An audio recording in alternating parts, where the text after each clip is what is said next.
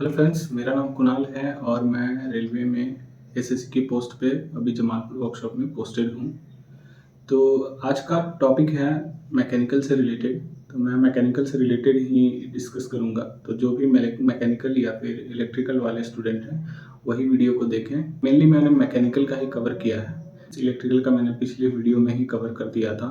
तो मैंने सोचा कि मैकेनिकल वाले डिमांड कर रहे होंगे तो पोस्ट क्या डालें, क्या वर्क रहता है, क्या रहता है, मैं क्या करता हूँ। मैं भी मेरे वैसे बता दूँ तो मेरा भी मैकेनिकल ही डिपार्टमेंट है।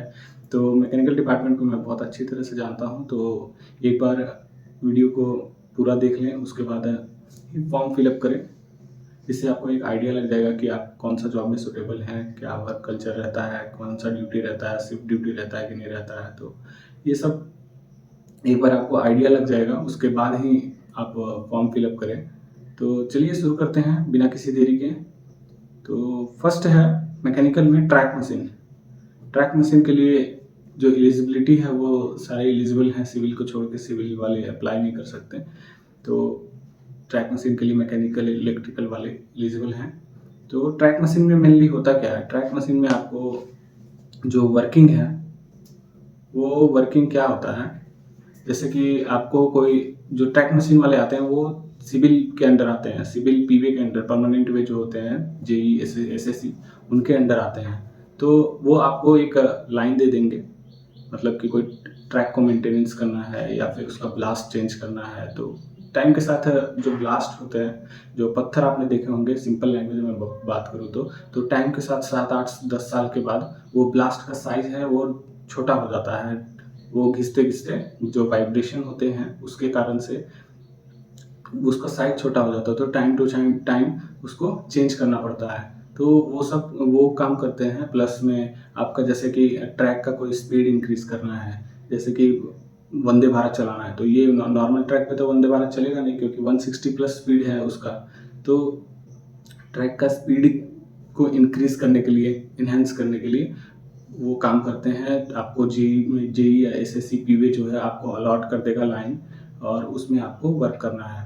और थर्ड है कि आपको जो मशीन्स चलते हैं, जो ब्लास्ट मशीन्स हैं या फिर और भी जो ट्रैक को मेंटेन करते हैं, अलाइनमेंट सही करते हैं, वो मशीन्स है उनका वो भी तो ख़राब होते होंगे, तो उनका भी मेंटेनेंस आपको ही करना है। तो इसमें थोड़ा सा वर्कलोड हेक्टिक होता है। आपको जो वर्क करना है वो 21 डेज का आपको वर्क रहता है और 9 डेज का ऑफ रहता है। तो लेकिन पैसे पैसे इसका बहुत ज़्यादा बनते हैं इस डिपार्टमेंट में, ट्रैक मशीन में, क्योंकि जो टीए हो ट्रांसपोर्ट अलाउंस जो है वो आपका बहुत ज़्यादा बन जाता है। उसके कारण जो सैलरी है ट्रैक मशीन का वो बूम कर जाता है। लेकिन वो सबके बस की बात की नहीं है। कोई ऑफिस वर्क चाहता है, कोई फील्ड वर्क चाहता है। तो जो फील्ड वर्क चाहते हैं कि घर से दूर रहे 21 दिन 22 दिन, तो वो ट्रैक मशीन को चूज कर सकते हैं। और कट ऑफ बता दूं कि कट ऑफ जो है ट्रैक मशीन का ही सबसे कम जाता है। तो उसी के हिसाब से आप चूज करें। और भी कुछ ट्रैक मशीन्स में दिक्कत होगा तो मैंने शॉर्ट में कर देता हूँ कि ट्रैक मशीन्स को क्या वर्क होता है। जो मशीन्स जो ट्रैक को मेंटेनेंस करने में चलती हैं, वो मशीन्स आपको मेंटेनेंस करना होगा, खराब होते रहते हैं। तो उसके बाद आपको सेकंड जो ट्रैक का अलाइनमेंट सही नहीं रहता है कहीं पे, तो वो जेई पीवे या एसएससी पीवे आपको अलॉट कर देंगे। तो वो आपको ट्रैक का अलाइनमेंट चेंज करना, ये सही करना होगा। उसके बाद जो वंदे भारत ये सब ट्रेन चलती है तो स्पीड को इंक्रीज करना है, तो ट्रैक उसी ट्रैक पे तो नहीं चला देंगे। तो आपको स्पीड को भी इंक्रीज करने के लिए आपको ही बुलाएगा, जो जेई पीवे या एसएससी पीवे हैं वो आपको ही बुलाएगा जिससे अपग्रेड करने के लिए। और आपका यही सब रहता है ट्रैक मशीन में। अगर और भी कुछ किसी को डाउट हो तो आप पूछ सकते हैं। लेकिन जो सैलरी होती है वो बहुत ज़्यादा होती है ट्रैक मशीन्स में, क्योंकि टीए जो है ट्रांसपोर्ट अलाउंस बहुत ज़्यादा है। जेई एसएससी को 1000 रुपीज़ पर डे मिलता है। जो हेडक्वार्टर आपका जहाँ पे डिवीज़न है, मान लीजिए कि दानापुर डिवीज़न में है आप, तो आप मान लीजिए कि दानापुर स्टेशन पे हैं, तो दानापुर स्टेशन से आप जो ट्रैक मशीन को लेके अगर मेंटेनेंस करने के लिए 8 किलोमीटर के बाद जाते हैं तो आपका 1000 रुपीज़ पर डे मिलता है। तो उस हिसाब से 20-30 हज़ार एक्स्ट्रा बन जाता है एज कम्पेयर टू वर्कशॉप वाले जो जेई एसएससी हैं, या फिर प्रोडक्शन यूनिट वाले जेई एसएससी हैं, या फिर जो ओपन लाइन में जो स्टेशन पे रहते हैं उनसे। तो ये फ़ायदा है इसमें और काफ़ी प्रोज एंड कॉन्स भी हैं। तो एक बार आप देख लीजिएगा अप्लाई करने से पहले। तो चलते हैं नेक्स्ट पे। तो नेक्स्ट है आपका CNW। CNW क्या है? Carriage and wagon. तो कैरेज वैगन में आपका जो है क्या काम रहता है, वर्क रहता है। तो आपने बड़े बड़े स्टेशन पे देखा होगा, सब स्टेशन पे नहीं रहते हैं, बड़े बड़े स्टेशन पे देखा होगा, जैसे कि भागलपुर हो गया। मैं बिहार का ही मोस्टली बात कर रहा हूँ। तो उस हिसाब से आप देख लीजिएगा, जैसे मान लीजिए कि बिहार में भागलपुर हो गया, पटना हो गया, दानापुर हो गया, या फिर अदर स्टेट में देखें तो दिल्ली हो गया, कानपुर हो गया, मुगलसराय हो गया। तो यहाँ पे डिपोट होते हैं। जो डिपोट होते हैं वो उसमें जो आपका पैसेंजर ट्रेन्स होते हैं या फिर आपका गुड्स ट्रेन होते हैं, उनका मेंटेनेंस होता है। मेंटेनेंस इन द सेंस कि जो पैसेंजर ट्रेन होते हैं उसका एक क्राइटेरिया होता है कि इतना किलोमीटर चलने के बाद आपको मेंटेनेंस देना है उसको। आपको सब कुछ अंडर गियर, अपर गियर क्या होता है वो बाद में बताऊंगा मैं। अंडर गियर, अपर गियर सब चेक करना पड़ता है आपको। आपको BPC मतलब ब्रेक पावर सर्टिफिकेट आपको इशू करना पड़ता है। तो वो कंबाइन में इशू होता है। जो गुड्स गार्ड हैं आपके, या फिर जो ALP है, लोको पायलट है, और SSC है, तीनों मिलके जो आपका BPC इशू करते हैं।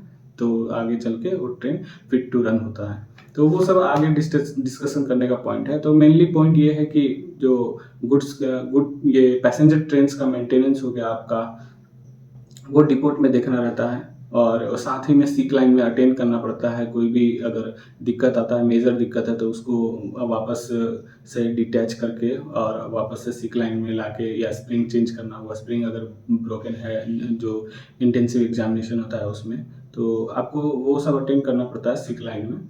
तो ये एक मेजर वर्क है। और ये जो होता है जो CNW में, वो शिफ्ट ड्यूटी में होता है।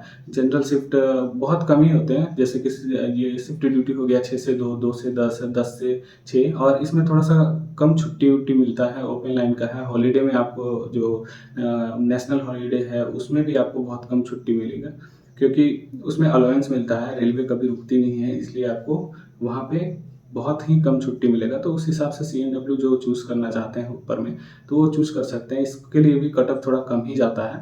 तो नेक्स्ट हम आते हैं आपका DND, design and drawing. Design and drawing एक ऑफिस वर्क है। कुछ भी अगर किसी चीज़ में मॉडिफिकेशन करना है तो उसका अलग से डिज़ाइन करना पड़ता है। तो वो डिज़ाइन का नेम से ही पता चल रहा है डिज़ाइन एंड ड्राइंग, तो उतना उसके बारे में कुछ बताने का ज़रूरत नहीं है आप लोग को। तो जिनको भी ऑफिस वर्क पसंद है, या फिर मोस्टली डिज़ाइन एंड ड्राइंग का जो वर्क होता है वो जनरल शिफ्ट में ही होता है, 9 to 5 होता है। अगर हेडक्वार्टर में पोस्टिंग हो जाता है DND में तो बहुत अच्छा है, क्योंकि हेडक्वार्टर में 5 डेज़ वर्किंग होता है और 10 to 5 to 6 वर्किंग होता है। तो DND में और कुछ बताने के लिए है नहीं। तो आप नेम से ही जान सकते हैं कि वो ऑफिस वर्क है। जिनको लेकिन जो एक चीज़ का ध्यान रखें कि DND में कट ऑफ बहुत हाई जाता है, तो उस हिसाब से प्रेफरेंस अपना सेलेक्ट करें। थर्ड चलते हैं, प्रोडक्शन यूनिट क्या होता है। प्रोडक्शन यूनिट हमारे रेलवे में जो है वो बहुत सारे हैं। तो मैं 3-4 का आपको रिव्यू दे देता हूँ क्या क्या कौन सा है। तो आपका एक हो गया चितरंजन लोकोमोटिव वर्क्स, जो आसनसोल के आसपास है। प्लस दूसरा हो गया इंटीग्रल कोच फैक्ट्री, ICF जिसको बोलते हैं, वो चेन्नई में है। थर्ड हो गया आपका डीजल लोकोमोटिव वर्क्स, जो DLW बनारस में है। और थर्ड हो गया आपका रेल कोच फैक्ट्री कपूरथला, जो कपूरथला में है। और एक रायबरेली में भी है, वो आप देख लीजिएगा थोड़ा।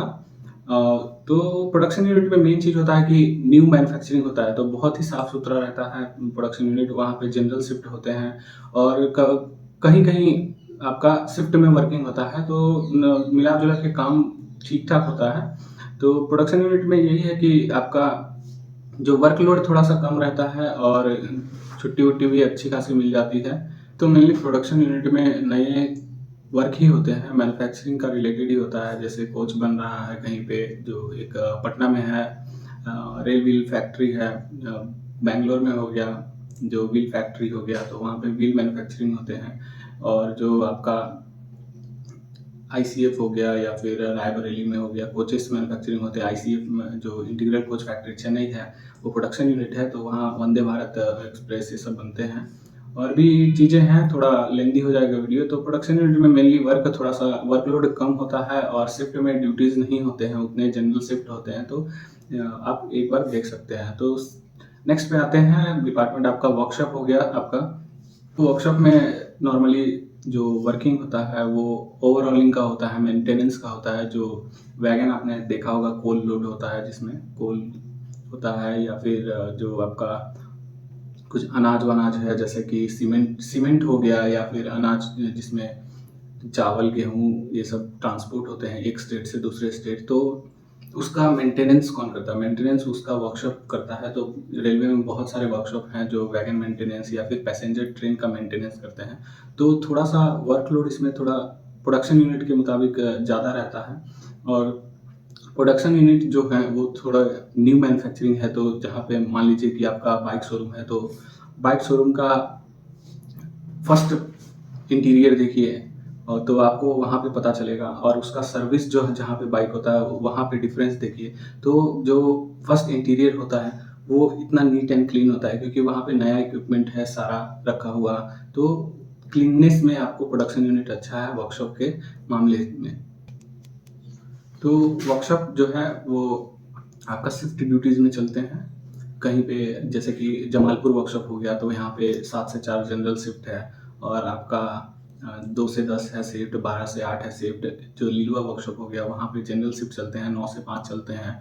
शिफ्ट ड्यूटीज़ है वो 2 से 10 चलते हैं। तो उस हिसाब से वैरी करता है, डिफरेंट वर्कशॉप का डिफरेंट रूल रहता है। तो उसके अकॉर्डिंग आप एक बार देख लीजिएगा। और मैं एक पॉइंट पर CNW में बताना भूल गया कि जो CNW carriage and wagon depot में है वो डिवीज़न के अंडर आते हैं। तो ऐसा नहीं है कि आपको एक बार वहाँ पे पोस्टिंग मिल गया तो आप वहीं पे रहेंगे। अगर किसी से मतलब झगड़ा वगड़ा हो गया या फिर रिक्वायरमेंट हुआ ऑफिसर के अकॉर्डिंग या कहीं दूसरी जगह पे, तो वो आपको वहाँ पे भी शिफ्ट कर सकते हैं। तो डिवीज़न का एक डिमेरिट यही है कि आपको डिवीज़न में कहीं भी दे सकते हैं। और वर्कशॉप और प्रोडक्शन यूनिट में अगर आप आते हैं तो आपका एक ही जगह पे पोस्टिंग होगा।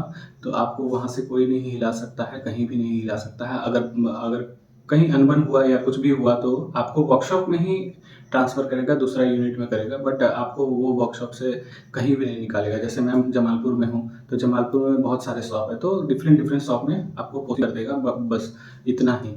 और CNW में है कि आपको डिवीज़न में कहीं भी डाल सकता है। तो चलते हैं नेक्स्ट पार्ट पे। तो नेक्स्ट आपका है डीजल शेड। डीजल शेड बहुत सारे हैं। डीजल शेड सोनपुर हो गया डीजल शेड, या फिर आपका जमालपुर में भी डीजल शेड था।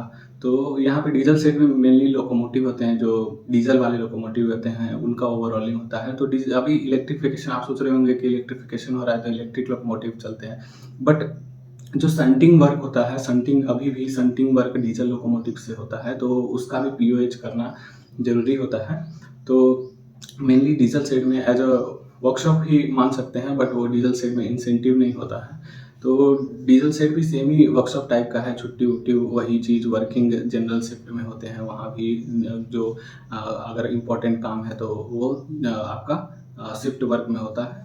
जैसे कि 2 से 10 हो गया, 6 से 2 हो गया, उसमें शिफ्ट ड्यूटीज़ में वर्क होते हैं। तो डीजल शेड में इतना ही ओवरऑलिंग होता है, मेंटेनेंस होता है आपका डीजल लोकोमोटिव का। तो चलते हैं नेक्स्ट में।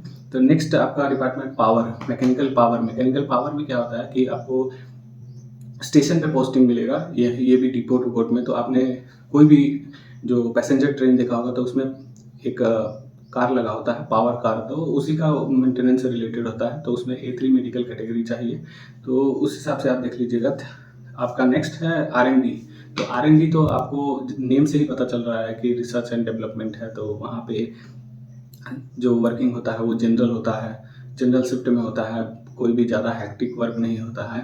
तो उस हिसाब से आप अपना डिपार्टमेंट चूज़ करें, वाइजली चूज़ करें किस डिपार्टमेंट में आप फिट होते हैं। या फिर आप एक चीज़ का और ध्यान रखें कि आपका मेडिकल कैटेगरी क्या है, उस हिसाब से आप चूज़ करें। और CBT 1 का अभी टेस्ट दे रहे हैं तो कितना स्कोर आ रहा है, तो उस हिसाब से आप अपना प्रेफरेंस दे सकते हैं। कि आपको मान लीजिए कि ट्रैक मशीन आपको लेना है, या फिर कट ऑफ आप ये जो CBT 1 का स्कोर आप कर रहे हैं 60 to 70 कर रहे हैं, तो आप फर्स्ट प्रेफरेंस ट्रैक मशीन को दे सकते हैं। या फिर अगर कोई अच्छा मार्क्स स्कोर कर रहा है जैसे 80 to 85 हो गया, तो वो डिज़ाइन ऊपर में रख सकते हैं, उसमें थोड़ा वर्कलोड कम होता है। और जो वर्कशॉप होता है प्रोडक्शन यूनिट वो थोड़ा मीडियम में चलता है, जैसे कि 73 टू 76 मान लीजिए। पिछली बार गया था कलकत्ता के लिए मैं बता रहा हूँ, तो उस हिसाब से आप एक बार देख के अपना मेडिकल कैटेगरी देख के उसके बाद पोस्ट प्रेफरेंस को मैकेनिकल वाले सेलेक्ट करेंगे। और अगर कुछ भी आपको दिक्कत आ रहा है और भी कुछ जानना है तो मुझे प्लीज़ कमेंट करें, मैं जवाब ज़रूर दूंगा। तो चलिए वीडियो को यहीं पे एंड करते हैं। तो आप ऐसे ही अपना प्यार बनाए रखें, चैनल को दोस्तों के साथ शेयर कर दें, लाइक ज़्यादा से ज़्यादा करें, ताकि मुझे भी मोटिवेशन मिलता है कि मैं भी आप लोग को अलग अलग डिपार्टमेंट का अलग अलग वर्क क्या है, तो उससे आपको एक चीज़ पता चलेगा कि आपको कौन सा यूनिट में जाना है, कहाँ वर्कलोड कम होता है ज़्यादा होता है, तो उसका आइडिया मिल जाएगा आप लोग को। तो ऐसे ही सपोर्ट बनाए रखें और चैनल को ज़्यादा से ज़्यादा सब्सक्राइब करें और नेक्स्ट वीडियो का अपडेट करें। मैं नेक्स्ट वीडियो में सिविल वालों के लिए बताऊँगा कि सिविल में क्या वर्क होता है, कौन सा डिपार्टमेंट है। तो चलिए वीडियो के एंड करते हैं। थैंक यू, जय हिंद, जय भारत।